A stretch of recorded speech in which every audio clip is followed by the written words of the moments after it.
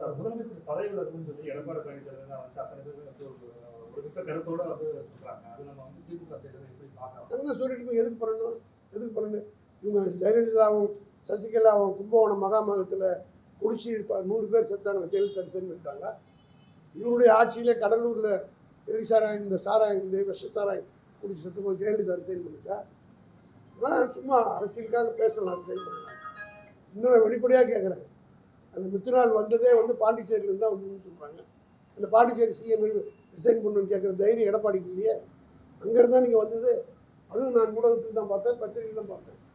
ஆக இதெல்லாம் வந்து அரசியலுக்காக அவர் பேசுகிறார். 2 நாள் பேசுவாங்க, அதுக்கப்புறம் ஜனங்களே இப்போ புரிஞ்சுக்கிட்டாங்க.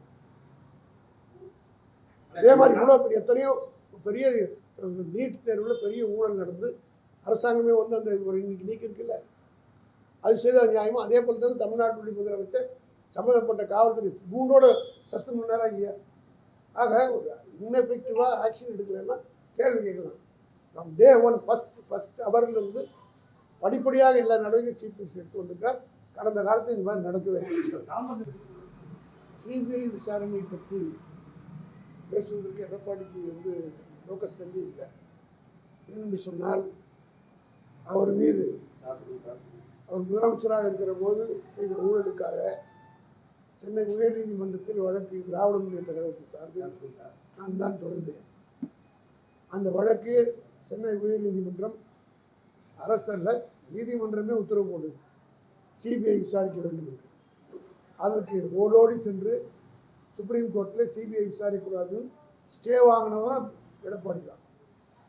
ஆக சிபிஐ வந்து விசாரிக்க வேண்டும் என்று சொன்னது காலதாமதம் செய்வதற்காக இதை வந்து இஷ்யூ உண்மை குற்றவாளிகளை சம்மந்தப்பட்டவர்களுக்கு தொடர்புடையவர்கள் மறைப்பதற்கு முயற்சி தான் நான் கருதுகிறேன். காரணம் என்னன்னா, சிபிஐ என்கொயரி என்பது உதாரணத்துக்கு ஒன்று சொல்ல வேண்டுமானால் உங்களுக்கெல்லாம் நினைவிருக்கும். 2016ஆம் ஆண்டு தேர்தல் நடந்தபோது 570 கோடி ரூபாய் நடு ரோட்டில் கண்டெய்னர் லாரில் பிடிபட்டது.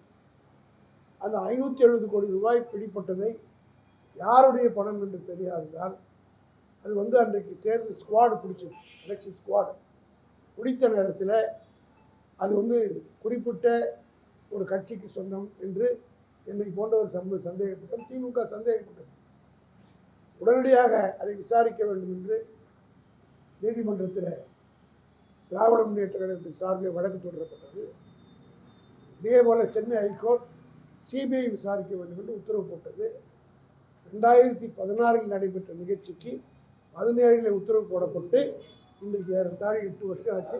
இதுவரையிலும் அந்த 570 கோடி ரூபாய் யாருடைய பணம் என்பதை சிபிஐ ஒரு வார்த்தை கூட பேசவில்லை, சொல்லவே இல்லை.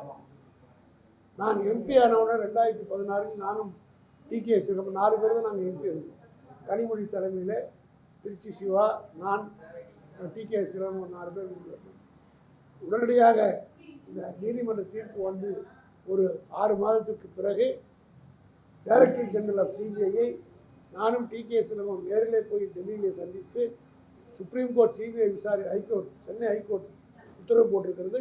ஆனால் அந்த 570 கோடி ரூபாய் பற்றி எஃப்ஐஆரும் போடவில்லை, எந்த நடவடிக்கையும் எடுக்கவில்லை என்று நேரடியிலே போய் சொல்லிவிட்டு வந்தோம். ஆனாலும் இதுவரையில் எந்த நடவடிக்கை 8 வருஷம் ஆட்சி முடிஞ்சது.